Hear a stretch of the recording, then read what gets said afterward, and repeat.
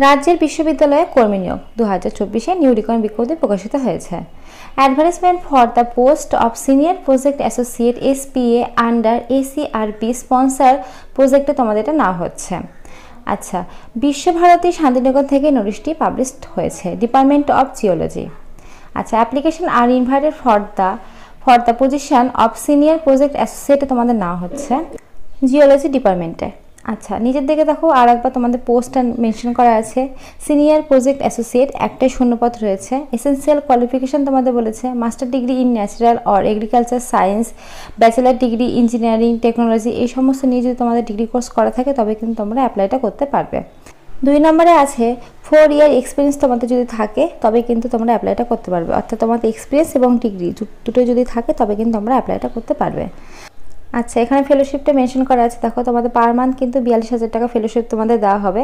আচ্ছা, job description এখানে mention করা আছে two undertake research activity under the sanction project in the laboratory of the PL.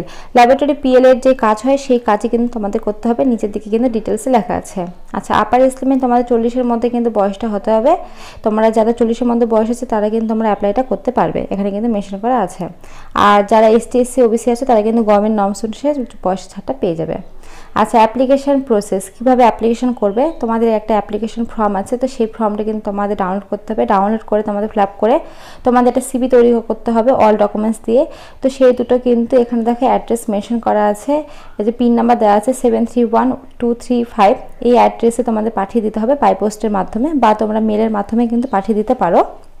Last date এখানে আছে 30/5/2024 তারিখ পর্যন্ত কিন্তু তোমাদের লাস্ট ডেটটা আছে। আর তোমাদের পরবর্তীকালে তোমাদের শর্টলিস্ট ক্যান্ডিডেটকে কিন্তু ডেকে নেওয়া হবে, সেটা কিন্তু তোমাদের মেলের মাধ্যমে জানিয়ে দেওয়া হবে। তোমাদের ইন্টারভিউ ডেট কবে সেটা কিন্তু মেলের মাধ্যমে পরে তোমরা বাকি ডিটেলসটা জেনে যাবে।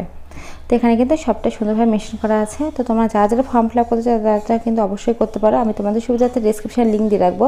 তো আজকের মধ্যে এইটুকুই। ভিডিওটি ভালো লাগলে অবশ্যই লাইক করে আর নতুন নতুন আপডেট পাওয়ার জন্য চ্যানেল সাবস্ক্রাইব করে রাখো।